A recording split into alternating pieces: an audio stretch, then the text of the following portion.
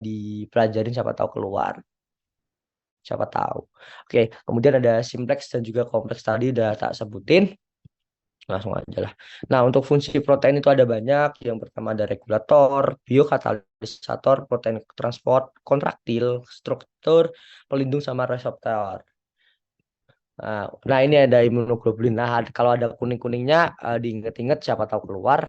Jadi, imunoglobulin atau Ig itu ada 5. IgM, IgG, IgA, IgE, sama IgD. Nah, cara ngapalinnya itu gampang. Jadi, dipisah dulu. Jadi, untuk IgM sama IgG. Jadi, kalau IgM itu sama IgG. Berarti kalau IgM dulu.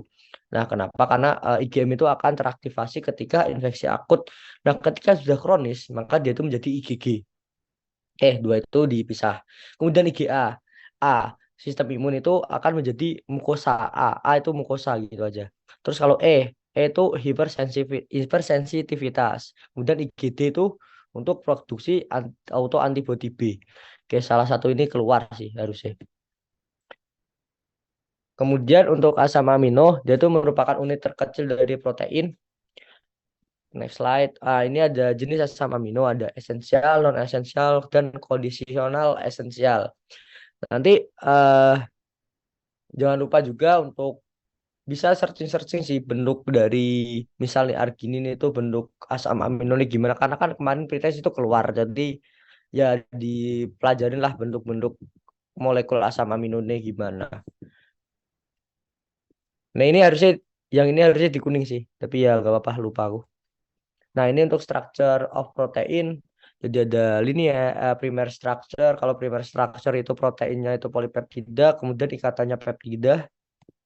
Hal yang secondary itu menggunakan ikatan hidrogen, dan tertiary itu menggunakan ikatan interaksi non kovalen, yaitu ikatan hidrogen, interaksi ionik, gaya van der Waals, dan pengemasan hidrofobik. Nah, ini untuk levelnya nggak kepake. Nah, metabolisme protein ini. Nah, metabolisme protein jadi eh, kalau ada kuning-kuningnya, ingat kalau ada kuning-kuningnya keluar. Nah, jadi protein itu baik protein, polisakarida ataupun lemak yang merupakan biomolekuler besar, yaitu akan diubah. Itu melalui beberapa tahap. Nah, untuk tahap pertama, dia itu akan diubah menjadi molekul unit pembangunan. Ingat, kita kan di sini fokusnya sama protein. Jadi, apalnya yang paling pojok kiri aja. Jadi, ada protein, asam amino. Nah, jadi protein pada tahap pertama dia itu akan diubah menjadi asam amino. Nah, asam amino ini namanya adalah molekul unit pembangunan. Jadi kalau ditanya ini, Mas, molekul unit pembangunan itu apa ya? Asam amino. Molekul unit pembangunan dari protein itu apa? Ya, asam amino. Kemudian dia itu bisa diubah nih menjadi ke tahap 2. Nah, dia itu bisa masuk melalui piruvat atau asetil CoA dan juga NH3. Nah, asetil CoA ini namanya itu produk degradasi umum. Kalau yang asam amino molekul unit pembangunan, kalau yang asetil CoA menjadi produk degradasi umum. Atau terakhir dia itu bisa menjadi NH3. NH3 ini adalah produk akhir katabolisme. Oke, dihafalin 3 ini. Yang keluar yang ini sih, yang molekul unit pembangunan. Oke, ini tadi ya. Kayak misal kalian kalau bisa lihat-lihat bentuk dari molekul misal glutamin, histidin gitu, dilihat-lihat aja. Siapa tahu besok keluar. Glisin itu siapa tahu besok keluar. Semoga. Nah, ini asam urat. Jadi untuk asam urat sendiri sebenarnya nanti akan dijelasin lebih oleh Mbak Faraz, Mas Ilham. Di nanti tak skip aja lah, ini nggak keluar juga. Nah, ini untuk klinis protein. Jadi yang pertama ada mad cow disease atau bovine spongiform encephalopathy. Kalian bisa baca sendiri, nice to know aja. Semoga besok nggak keluar. Terus ada ini PEM, kwashiorkor, marasmus sama marasmic kwashiorkor. Jadi untuk ketiga ini, jadi gini, bedanya untuk kwashiorkor. Jadi kwashiorkor itu kan moon phase. Atau mukanya itu kayak edem pada seluruh tubuh. Ingat kan kalau kwashiorkor itu moon phase sama edem pada seluruh tubuh, tapi dia tuh old man face. Jadi kayak dia tuh mukanya tua tapi dia tuh tidak disertai edem. Diingat dua itu. Nah, kemudian kalau yang marasmi kwashiorkor. Dia itu gabungan dari marasme sama kwashiorkor. Nah, dia itu ada udem, tapi dia itu pada anggota gerak bagian bawah, dan kemudian dia itu Altman face. Ini gabungan dari keduanya. Kemudian penilketon uriah ya, inilah penilketon uriah.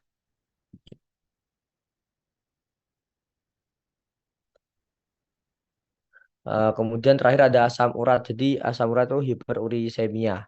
Terus oh ya sorry sorry, ini ada sedikit ada yang lupa tadi. Bentar ya mana ya? Hmm. Nah di sini tuh kan ada dia tuh dapat bereaksi dengan asam dan basa. Itu namanya ion Jupiter. Jadi diingat-ingat ion Jupiter. Nah itu besok keluar lah. Oke seperti itu. Terima kasih. Mungkin ada yang ingin ditanyakan. Kalau nggak ada saya nggak mudeng nggak? Mudeng nggak? Apa gak usah diulang lah ya. Gampang. Pokoknya yang kuning-kuning itu keluar semua. Oke makasih.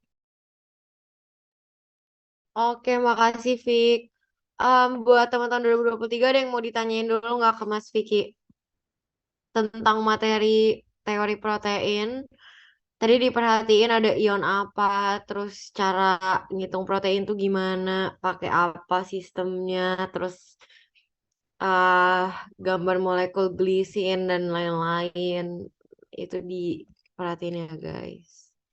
Ada yang mau ditanyain dulu nggak terkait teori protein? Satu, dua, tiga. Oke, belum ada yang nanya. Makasih Mas Vicky. Oh, ada yang nanya. Oh, itu ion Zwitter, ion Zwit.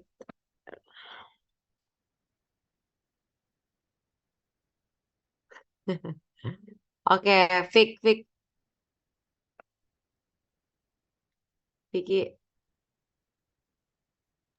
Iya udah tak ketik ion Ini Jupiter. Itu ada yang di nanya, di ada yang PPT nanya, ada kok. ada yang nanya Nanti ke chat hmm, aku. gimana? Eh, yang amfoter amfoter itu gimana ya, Mas? Gimana gimana? Yang amfoter amfoter itu gimana ya, Mas? Oh, amvoter. Bentar, lupa itu pelajaran SMA. Jadi sebenarnya amvoter itu kan sama aja sih. Sama yang Jupiter tadi kan kalau amvoter itu adalah senyawa yang dapat berikatan dengan asam sekaligus basa. Jadi dia itu bisa disebut amvoter atau ion Jupiter. Nah, sama lah 11 12. Tapi kalau itu jawabannya nanti ion Jupiter. Tapi mungkin mau ditambahin sama yang lain, tas lab lain silakan.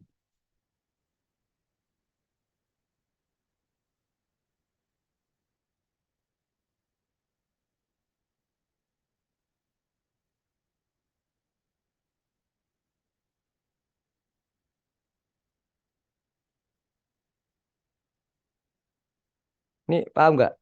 Halo. Ya, Fik.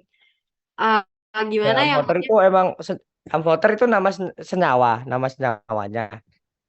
Yang biasa tuh bisa jadi gini loh, protein itu bisa disebut amvoter juga gitu loh. Gimana jelasinnya ya? Jadi eh, amvoter itu adalah ini definisi satu-satu dulu ya. Jadi definisi amvoter nih. Oh iya, Yusuf Indra mau jawab silakan. Oh ya boleh boleh on mic aja langsung Pin. Oke, di sini aku jelasin tentang amvoter ya. Amvoter itu apa sih? Jadi amvoter itu sebenarnya merupakan suatu sifat yang dimana dia nanti bisa bereaksi dengan asam maupun dengan basa. Nah, amvoter ini nggak terbatas pada asam amino saja, tapi senyawa lain ada yang amvoter juga. Tapi nggak tak bahas di sini karena itu udah keluar. Jadi intinya asam amino yang amvoter itu karena dia punya gugus karboksil sama gugus NH3. Kan kalian kalau ingat gugus karboksil itu kan dia turunan dari asam ya. Sementara NH3 itu dia dari basa. Jadi kalau di percobaan elementer, kalian kan mereaksikan asam amino dengan NaOH, itu nanti kan dia bisa jadi biru. Artinya itu di situ basa. Itu karena si NH3 nanti akan menetralkan si asam. Karena mereka kan bereaksi, jadi netral gitu. tersisa gugus NH3 yang basah. Gimana? Udah jelas? Jadi kayak salah satu percobaan elementer yang pakai NaOH itu buat menguji ada gugus karboksil di situ.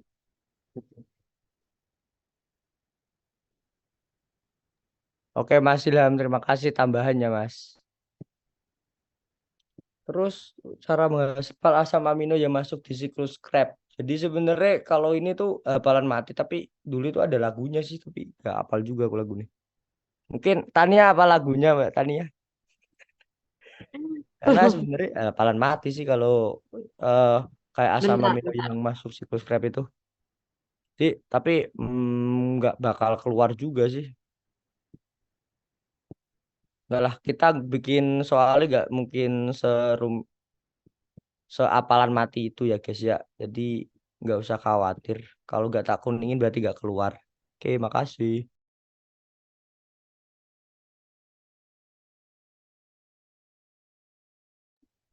BTW, sorry banget.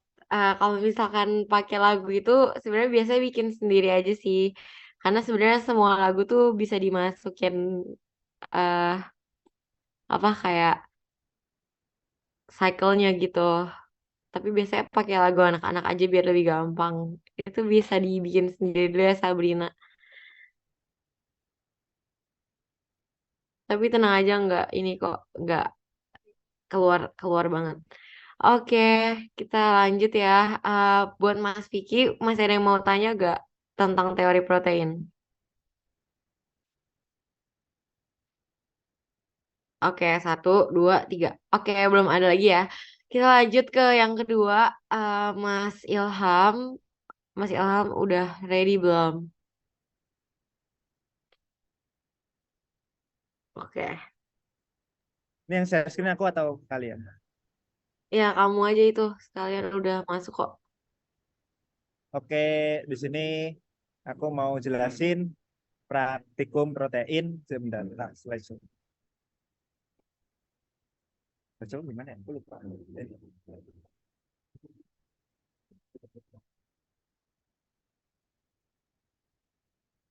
Udah kelihatan kah? Halo Mas, Suaraku jelaskan? Belum, Mas. Belum. Belum kelihatan Ham lagi kayak loading gitu.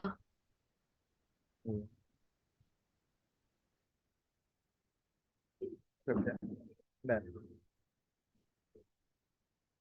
Atau ada yang bisa share screen dari Tania? Oh, iya. Oke, oke, bisa. Aku bantu share screen bentar ya. Kalau ini udah kelihatan belum? Gimana? Oh, udah, udah. Udah ada, udah ada. Udah ada. Oke. Jadi di sini aku mau jelasin tentang praktikum protein. Seharusnya di sini Mas Torik ya, tapi Mas Torik sedang berhalangan gitu. Kita langsung mulai aja yang pertama, yaitu percobaan susunan elementer. Kalau kalian lihat elementer itu mirip dengan kata elemen atau penyusun. Nah, di sini kita bakal belajar tentang apa aja sih yang menyusun asam amino itu sendiri, mulai dari mungkin bisa dari atomnya atau bisa dari gugusnya. Nah, yang pertama itu struktur protein. Tadi yang tanya Avoter itu bisa dilihat di sini ya. Ada COO, terus ada NH3+. Nah, itulah yang bikin sifat amfoter. Jadi dia bisa bereaksi baik dengan asam maupun bereaksi dengan basa. Kalau misal ada spesies basa masuk, dia akan bereaksi dengan COO main. Kalau ada spesies asam yang masuk, dia akan bereaksi dengan NH3. Nah, untuk amfoter ini sendiri, dia tujuannya itu untuk mengetahui unsur-unsur yang terdapat pada protein. Tadi kan banyak unsurnya, ada C, H, O, dan yang dimiliki protein tapi tidak dimiliki makromolekul lain itu nitrogen. Kemudian ada unsur lain seperti fosfor atau sulfur. Ingat ada sulfur. Terus yang kedua, cara kerjanya itu gimana? Kalau cara kerja ini bisa kalian baca sendiri ya. Jadi kayak sebuah albumin dibakar itu sesuai bagannya. Kalian kan juga pasti udah ngelakuin ya. Harusnya juga udah terbiasa lah. Jadi cara kerja ini mungkin bisa diapal kayak nggak tahu ini keluar apa enggak, tapi mungkin bisa dibaca-baca. Nah, yang terpenting dari susunan elementer ini adalah tujuannya itu kan tadi untuk mengetahui atom ataupun gugus yang menyusun dari asam amino. Yang pertama itu ada unsur C, itu dibuktikan dengan pengarangan berwarna hitam. Terus ada unsur H dan unsur O, itu ada uap air. Terus ada bau rambut terbakar, itu ada unsur N. Bau amonia itu juga ada unsur N. Lalu ada endapan putih barium sulfat, itu unsur S. Endapan hitam PbS itu unsur S. Sama bau sulfur itu unsur S. Jadi unsur S ini dia bisa kita dapatkan pada susunan elementer itu kenapa? Karena beberapa asam amino, contohnya itu kalau nggak salah metionin, cystein, sama cysteine, itu dia punya atom S yang dimana itu dia dapat membentuk ikatan disulfida. Yang kalau kalian lihat di sih. Yang teori protein tadi kan ada struktur primer, sekunder, tersier. Tersier itu ada ikatan-ikatan yang non kovalen, di mana salah satu ikatannya itu disulfida. Nah, ikatan disulfida ini terdiri dari ion S tadi. Jadi kayak asam amino. Protein yang mempunyai asam amino S itu dia bisa membentuk struktur tersier. Jadi karena ada ikatan disulfida tadi. Kemudian selanjutnya yaitu reaksi Biuret. Reaksi Biuret itu tujuannya untuk membuktikan adanya molekul peptida atau ikatan peptida itu sendiri. Nah, dasar teorinya itu Biuret itu nanti akan berikatan dengan dua ikatan peptida yang terbentuk pada pemanasan dua molekul urea. Itu kan Biuret itu ada reagen CuSO4 ya. Itu ion Cu2 plusnya itu akan mengikat ikatan peptida tadi. Ikatan peptida itu apa sih? Ikatan peptida itu ketika gugus karboksil itu berikatan dengan gugus amina atau NH2. Nah, itu nanti terbentuklah ikatan dari ikatan peptida. Sehingga kalau positifnya itu berbentuk positifnya itu berwarna ungu lembayung. Cara kerjanya sama ya, kalian bisa lihat sendiri. Ini cara kerjanya cara mati, kayak nggak bakalan berubah. Sama kalau ada perbedaan antara BPP sama PPT itu sebenarnya sama aja, tapi kalau karena ini soal yang buat lab, kalian bisa mengikuti BPP ya, BPP bisa mengikuti PPT ini, jadi bisa dilihat pakai reagen apa, pakai alat apa, pakai sampel apa gitu. Untuk hasil pengamatannya sendiri, albumin, kasein, pepton, urea semuanya positif. Walaupun urea bukan apa itu namanya, bukan asam amino, tapi dia bentar, tak gambar dulu. Hmm, gambar seperti ini. Jadi urea kan ini, dia ada C di ya, ini ada C, terus di sini ada O ini. Terus kanan kiri ini ada NH2. NH2. Sama nggak? Nah, CO sama NH2 ini nanti akan berikatan dengan Cu sehingga dia akan membentuk warna kompleks ungu lembayung juga. Tapi dia nggak sekuat itu sih, nggak sekuat yang asam amino, asam amino. Sekuat protein karena dia protein itu lebih banyak. Protein kan terdiri dari banyak asam amino, otomatis ikatan peptidanya juga lebih banyak. Kalau urea ya udah simpel kayak gini doang. Terus kita lanjut aja. Nah, ini gambar yang tadi, CO sama N. Nah, kalau di sini kan N-nya itu bakalan banyak ya kalau protein. Sementara kalau urea cuma N-nya cuma dikit. Itulah yang bikin si ungu pada albumin itu dia lebih lebih ungu. Kalau urea paling biru mentah-mentah. Lalu ada reaksi Santo protein. Reaksi Santo protein tujuannya untuk intinya itu ada inti benzena. Inti benzena itu ada di tirosin sama triptofan. Sayangnya buat fenilalanin ini dia tidak bereaksi sehingga susah buat diamati. untuk dasar teorinya itu sebenarnya bisa dibaca sendiri ya. Jadi dia ada nitrasi karena dikasih asam nitrat pekat. Jadi asam nitrat nanti akan mengganti salah satu substituen di benzenannya dan membentuk kompleks yang nanti akan berwarna kuning. Nah, ini cara kerjanya sama, paling cuman albumin dikasih HNO3 terus dibakar. Udah, gitu aja.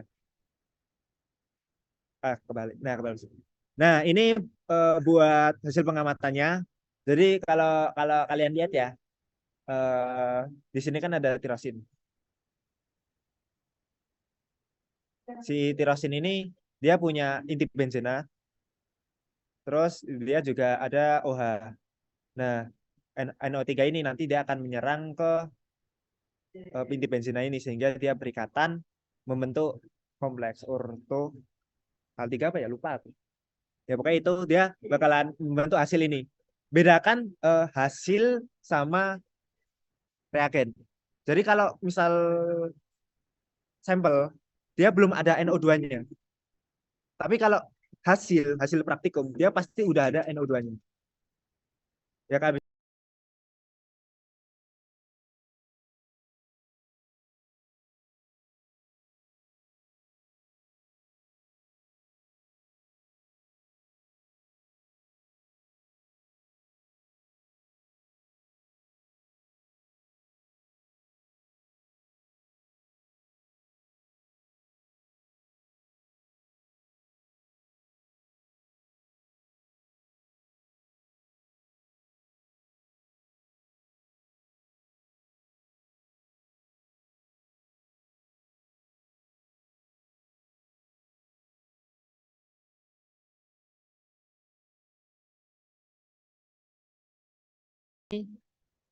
Merupakan buat ngecek cuman tirosin doang ya karena monofenol itu cuman tirosin seingatku.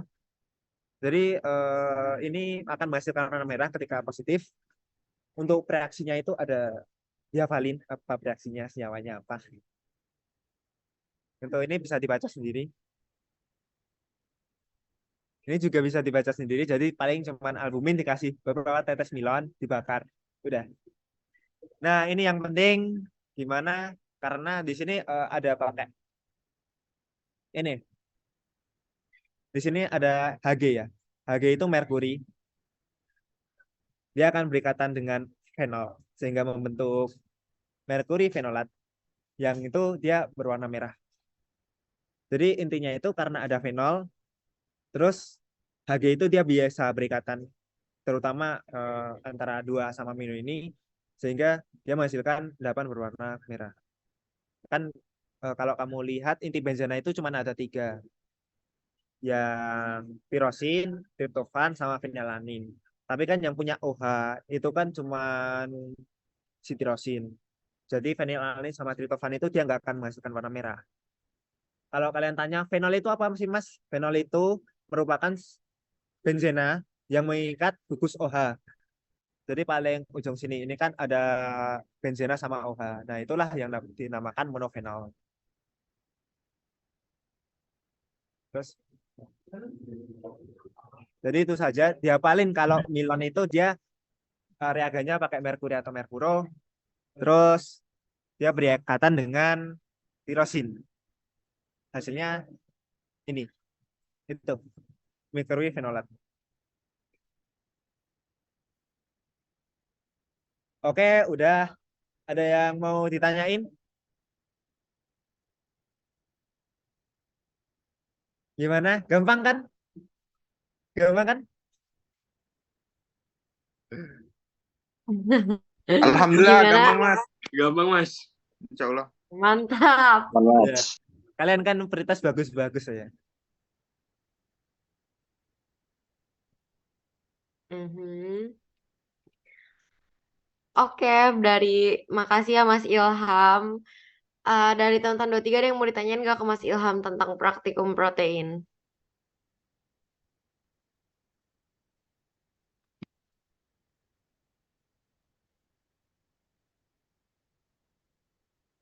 Nah, ini apa? Ada apa ini? Ya, oke.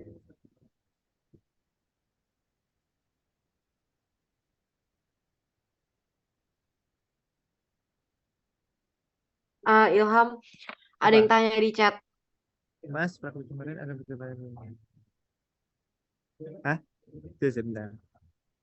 Eh, Belum terlihat perubahannya maksudnya? Gagal gitu atau gimana? Belum. Milan.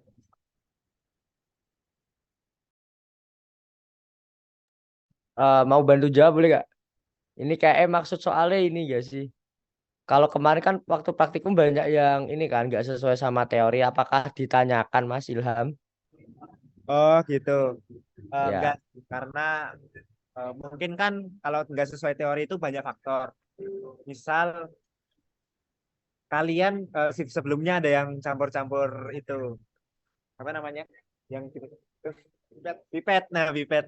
Mungkin kecampuran senyawa pipet jadinya menghalangi reaksi. Atau bisa jadi kalian salah di naruh mili, ada yang kurang, ada yang kelebihan, ada yang ketukar antara reagen sama sampel itu juga bisa. Jadi ini kalau kenapa nggak ada perubahan itu nggak akan ditanyakan. Yang penting itu idealnya itu gimana gitu. Jadi sesuai dasar teori sih. Ada yang mau ditanyakan lagi? Sama-sama. Mas, sebenarnya kasain sama gelatin positif Milan atau tidak? Buat kasein itu dia kalau setauku itu dia nggak ada asam amino tirosin. Tapi kalau tritophan seingatku ada. Soalnya kan kasein itu dia bisa mirip ya sama susu ya kasein itu. Dan kalau kalian tahu susu itu dia banyak asam amino triptofan yang dia itu bagus buat tidur, buat jam tidur. Makanya kalau tidur itu disaranin minum susu karena dia ada triptofannya. Jadi kasein itu dia ada triptofan. Sementara gelatin itu dia nggak ada. Gelatin nggak ada kan ya? Gelatin nggak ada asam amino yang punya inti benzena. Jadi buat yang punya tirosin itu cuman albumin. Karena kan kalian udah percobaan sendiri ya. Walaupun ada yang gagal, tapi beberapa banyak dari kalian itu muncul warna merah di percobaan Milon pas albumin. Karena albumin itu memang benar-benar selengkap itu asam aminonya. Jadi makanlah telur.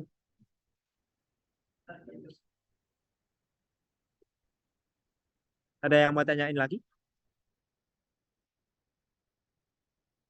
Sama-sama.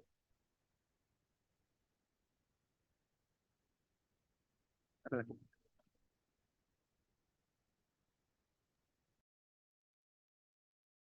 cek-cek boleh masuk bentar gak? Mumpung masih ada aku di sini. Boleh, boleh, boleh. Monggo, monggo. Nih, apa namanya? Buat mau pengumuman aja sih. Buat list referatnya nanti malam bakal dikirim ya. Buat deadline H+3. Gitu aja sih. Oke, makasih. Tak kembalikin ke Ilham. Oke, makasih Mas Mendis.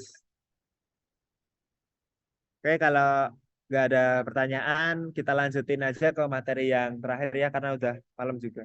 Kalian mau istirahat kan? Oke, sampai jumpa besok. Semangat, semangat. Semangat responsi. Semangat responsi.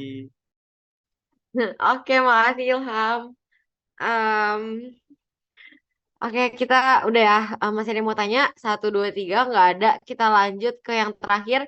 Mbak Faraze. Mbak Faraze, apakah sudah ready? Udah, hai. Oke, aku share Oke. screen dulu ya. Semangat ya, So, teman-teman. masih semangat karena ini PPT terakhir yang paling gampang gitu. Oke, Oke, kelihatan belum?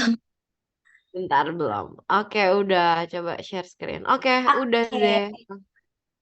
Oke, thank you Tan. Jadi nanti di PPT aku kalian perhatiin kalau ada emoticon matahari karena di sini temanya ke Teletubbies. Jadi perhatiin yang clear-nya ya. Oke, next. Nah, jadi seperti yang kita tahu, kita akan mempelajari tentang asam urat. Nah, asam urat itu apa? Jadi asam urat itu merupakan sisa pencernaan zat purin yang berasal dari makanan yang kita konsumsi, kayak gitu. Nah, jadi normalnya asam uratnya tuh berapa sih gitu. Kalau pria itu 3 sampai 6,9, kalau wanita itu 2 sampai 5,9. Nah, cara ngehafalinnya itu gampang banget ya. Kayak ini kan 3 sama 6,9 kalau pria. Nah, kalau wanitanya itu tinggal dikurangin satu-satu gitu. 2 sampai 5,9 kayak gitu. Nah, terus tapi normalnya kalau misalnya kalian mau tahu kayak generalnya tuh normalnya berapa, itu kalau bisa kurang dari 6,9 yang aku kasih tanda ini. Jadi kurang dari 6,9 kayak gitu. Oke, kita next. Nah, terus asam urat ini itu tuh bisa menjadi penyakit kalau apa, atau istilahnya hyperurisemia itu kalau misalnya makan banyak purin kayak gitu. Jadi semakin banyak purin yang kita konsumsi, makin banyak asam urat yang dibutuhkan gitu. Nah, akibatnya kadar asam urat di tubuh tuh melebihi batas normal, dan kalau misalnya kadarnya ini terlalu berlebihan, itu tuh bisa menyebabkan pembentukan kristal di sendi dan bisa juga di ginjal dan saluran kemih kayak gitu. Oke, ini gampang. Kita next. Nah, ini ya, jadi bisa bentuk di kristal di sendi sama ginjal. Nah, makanya kalau kalian tahu, biasanya orang tuh kayak nyeri gitu kan sendinya gitu tuh karena ya ini ada kristal asam uratnya di sini. Nah, itu tuh kayak nusuk-nusuk gitu loh, jadi sakit kayak gitu dan bisa kebentuk batu di ginjal gitu. Jadi nanti kalian jadi sulit pipisnya gitu. Oke, terus tanda gejalanya apa? Nanti di soal ini bakal keluar karena soalnya tuh nggak bakal nunjukin nih ini sakit asam urat kadarnya sekian, pasti nggak kayak gitu karena nanti soalnya tuh kayak bakal soal cerita kayak gitu. Misalnya ada pasien datang terus tiba-tiba eh, keluhannya itu nyeri sendi yang tiba-tiba akut gitu. Terus biasanya muncul malam hari dan dini hari. Ingat-ingat. Terus ntar datang tuh tangan sama kakinya itu bengkak, terus ada rasa hangat, merah, sama ada nyeri, bahkan terkadang dia itu juga ikut demam. Nah, itu pas ada soal itu kalian langsung tek, oh ini tanda gejalanya asam urat kayak gitu. Jadi diingat-ingat dan dihafalin. Sebenarnya gampang kan, gak usah dihafalin juga kayak oke pokok ada nyeri, bengkak, merah, hangat, demam gitu. Oke, kita next. Nah, komplikasinya bisa apa aja? Tadi topi itu kayak benjolan-benjolan di tangan nih, kelihatan kan di gambarnya.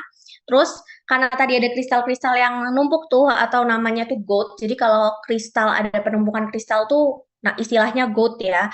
Nah, itu tuh bisa membentuk benjolan-benjolan kayak gini. Benjolannya itu kalau di tangan tuh namanya topi, terus kalau di lutut tuh ada kerusakan sendi. Nah, tadi kalau di ginjal batu ginjal. Nah, kalau misalnya ada batu ginjal bisa menyebabkan sampai gagal ginjal kayak gitu.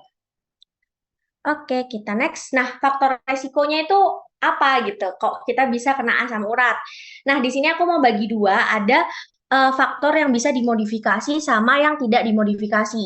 Nah, kalau faktor yang bisa dimodifikasi, itu tuh faktor yang bisa kita ubah, bisa kita kontrol gitu. Nah, kalau yang tidak bisa dimodifikasi, berarti faktor resiko yang kita nggak bisa kontrol. Kita mulai dari yang tidak bisa dimodifikasi dulu ya. Nah, ini yang aku merahin. Usia dan jenis kelamin pria itu adalah faktor yang tidak bisa dimodifikasi. Ya, gimana ya kita mau memodifikasi usia dan jenis kelamin kita gitu kan? Kayak yang nggak mungkin kan, karena udah nggak bisa dirubah-rubah ya udah ini apa adanya gitu. Nah, kalau yang bisa dimodifikasi itu contohnya kayak yang makan kita konsumsi makanan minuman tinggi purin, misalnya bisa dikurang-kurangin. Terus misalnya ada jenis obat-obatan tertentu yang bisa menyebabkan asam urat itu bisa kita stop, kita kurangin. Terus penyakit ginjal ataupun diabetes itu juga bisa kita kontrol ya. Maksudnya misalnya kayak diabetes gitu, oh berarti nggak boleh makan yang manis-manis gitu. Terus obesitas mungkin bisa diet, olahraga, terus dehidrasi banyakin minum kayak gitu. Nah, hal-hal yang tadi bisa kita kontrol dan kita modifikasi itu berarti termasuk faktor resiko yang bisa kita modifikasi. Sementara yang kita tidak bisa modifikasi itu yang kita nggak bisa ubah berarti usia dan jenis kelamin. Ini pasti muncul di soal, jadi ingat-ingat penjelasannya gitu. Oke, lanjut. Ya, makanan tinggi purin itu apa aja? Itu ada daging merah, jeroan, ikan berminyak, makanan laut. Pokoknya segala hal yang banyak lemak ya gitu. Nah, terus dia yang sarankan kayak gimana ya? Otomatis yang rendah zat purin gitu. Yang disarankan adalah protein nabati. Oke, terus kita bakal ada praktikum. Jadi praktikumnya of course untuk menentukan banyaknya kadar asam urat di tubuh kita. Oke, alat dan bahan ini penting banget, harus kalian ingat dan kalian pahami. Kalian juga udah coba kan kemarin. Ingat-ingat kemarin kan ada 3 tuh GCU. Ada yang tahu nggak sih GCU itu kepanjangan apa? Jadi GCU itu kepanjangannya G-nya itu glucose, C-nya itu kolesterol, U-nya itu uric acid. Uric acid atau asam urat ya.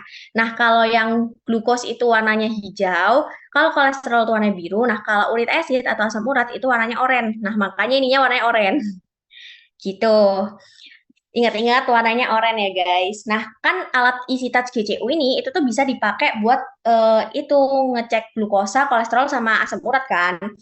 Nah, otomatis di stripnya ini pasti ada something yang membedakan dong. Kok bisa eh, yang asam urat ngecek asam urat, yang kolesterol ngecek kolesterol, terus kalau glukosa ngecek glukosa. Nah, kayak gitu. Nah, itu kenapa? Karena di strip asam uratnya itu mengandung enzim urikase nih. Nah, enzim urikase ini berfungsi sebagai oksidator dari asam urat dalam darah. Jadi kayak ada enzimnya gitu loh. Nah, kalau enzimnya yang di stripnya asam urat sebagai apa ya? eh Sebagai kayak tanda ini buat asam urat gitu. Nah, itu ada enzim urikasenya. Ingat-ingat nih bakal muncul di soal. Terus eh ya kalian bedain ya alat dan bahan. Alat itu yang mana, bahan yang mana. Nah, kalau alat itu ya ini Easy Touch GCU. Ini loh yang aku lingkarin. Nah, Easy Touch GCU itu alat, sisanya adalah ya alat sih. Ini juga alat, terus bahan. Nah, nanti kalian beda-bedain sendiri alat yang mana, bahan yang mana gitu ya. Tapi kalau alat itu ada Easy Touch GCU. Oke, kita next. Nah, udah tahu pasti kayak masang lancet ya. Seperti itu, nggak usah dijelasin juga kalian udah paham. Mungkin aku reminder lagi, jadi kayak ini loh, ada 1, 2, 3, 4, 5. Nah, semakin tinggi angkanya 5 ini, itu makin dalam gitu ya tusukan jarumnya, kayak gitu. Nah, terus ditusuknya di mana? Itu di jari manis ya. Kenapa kok di jari manis? Karena dia tuh lebih tipis, gitu. Oke, kita next. Nah, pengeluaran dari ujung jari, kalian juga udah coba, teman-teman yang jadi probandus kemarin, udah paham ya? Oke. Nah, sekarang penggunaan alat Easy Touch-nya. Nah, kalau penggunaan alat Easy Touch-nya itu, jangan lupa kalian itu untuk strip kalibrasi, pasang strip kalibrasi yang ini. Jadi kayak di dalamnya ini kan nanti ada kayak, kalian ingat nggak sih ada kotak kecil sesuai warnanya, jadi warnanya oranye yang ditaruh di belakang. Nah, itu tuh pengkalibrasinya juga ya. Nah, harus harus kalian pastiin juga kalau itu tuh adalah punyanya asam urat atau uric acid. Jadi nanti singkatannya UA kayak gitu. Jadi nanti kalau misalnya ada orang yang sakit asam urat, itu kalian cek dulu. eh, Jangan kalian langsung misalnya ada tanda gejala gitu. Terus kalian langsung bilang, wah ini asam urat. Nggak boleh kayak gitu ya. Jadi harus tetap dicek kadar asam uratnya pakai alat Easy Touch GCU ini. Nah, nanti kalian jangan lupa pasang strip kalibrasinya sampai nanti ada kayak tulisan uric acidnya, maksudnya ini udah bener kalau ini uric acid. Terus kalian lihat tuh kadarnya. Nah, kalau bisa kadarnya tuh kurang dari 6,9. Ingat-ingat kadarnya kurang dari 6,9 itu normal ya. Kalau lebih dari itu berarti nggak normal atau asam urat kayak gitu. Oke, terus di sini ada tambahan juga aku mau kasih. Jadi kalau misal kita mengalami hyperuricemia atau penyakit asam urat, tingginya kadar asam urat dalam darah, itu tuh kita ada 2 obat ya, ada bisa pakai allopurinol sama colchicine. Sama NSAIDs ini tuh kayak obat pereda nyeri gitu loh. Nah, terus cara kerjanya tuh gimana? Jadi kita lihat nih dari mekanisme ini. Ini sebenarnya nggak masuk soal, cuman ada. Jadi gini. Kan tadi aku bilang kalau kita makan makanan yang tinggi zat purin itu kan di tubuh tuh ada zat purinnya kan ini. Nah, nanti itu bakal diubah nih sisanya tuh menjadi asam urat untuk mencerna zat purin ini. Jadi kayak nanti itu purin berubah jadi hiposantin. Nah, nanti hiposantin ke santin itu tuh bakal dirubah pakai enzim namanya santin oksidase.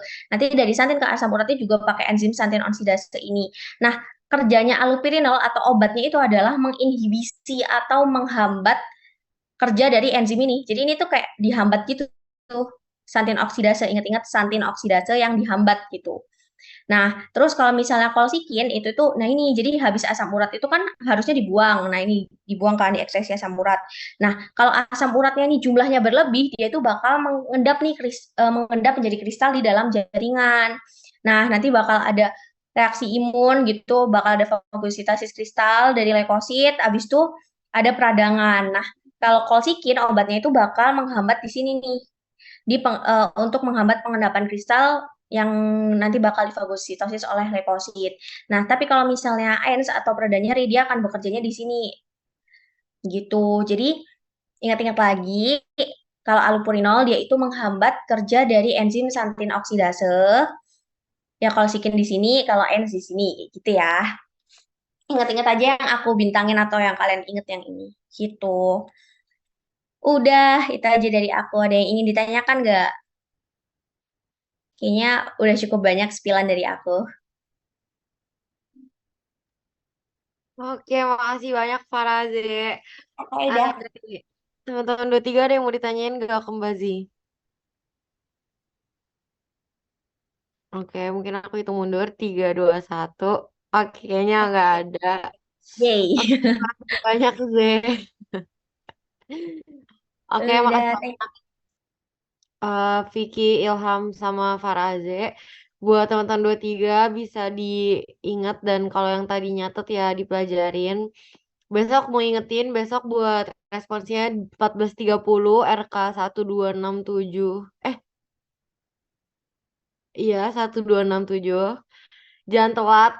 Semangat ya besok ujiannya. Semoga 100 semua. Gak usah pelajarin PPT dosen. Kalau mau baca boleh, tapi nggak kok. Nggak nyampe PPT dosen. Oke, ada lagi yang mau ditanyain? Oke, PPT tentiran di-share. PPT-nya kayaknya Mas Mbaknya ngedit langsung nggak sih di PPT yang ada di Drive? Ya nggak? Zefik. Ya Iya, udah. aku edit langsung. Nanti kalian bisa cek Google Slide, link drive-nya. Aku udah edit. Nanti kalian buka lagi. Iya, langsung di PPT-nya itu ya guys. Yang ada di bit.ly/biokimia protein 2023. Oke, ada lagi yang mau ditanyain? 1, 2, 3, 4, 5. Oh, ada. Izin bertanya. Soalnya besok ada 30 ya teman-teman. PG semua. Kayak biasa, satu nomor 1 menit. Ada yang enggak 1 menit juga tergantung panjang soalnya. Oke, sama-sama. Apakah ada lagi yang mau bertanya? 1, 2, 3, 4, 5. Oke, nggak ada ya teman-teman. Oke, mungkin itu aja dari lab biokimia. Karena tadi diawali dengan doa, malah kita tutup dengan doa juga. Berdoa saya kepercayaan kakek masing-masing dimulai. Amin, amin, amin. 100 semua ya guys. Udah dikasih tentiran. Kayak semua soalnya udah disebutin. Harus 100 lebih. Oke, selamat istirahat teman-teman semua. Makasih banyak Mas Mbak yang udah ngasih tentiran. Oke, sama-sama. Boleh leave aja teman-teman dan aku end aja ya. Dadah, selamat Terima kasih Mbak. Makasih Terima kasih Mas. Mbak Tania. Dadah. Terima kasih Mas Mbak. Terima kasih. Terima kasih Mas Mbak. Makasih Mas. Makasih, Mbak. Mas, Makasih Mbak. Mbak. Oke. Makasih Mas Mbak. Makasih Mas Mbak. Oke, aku end ya. Bye-bye. Makasih semua.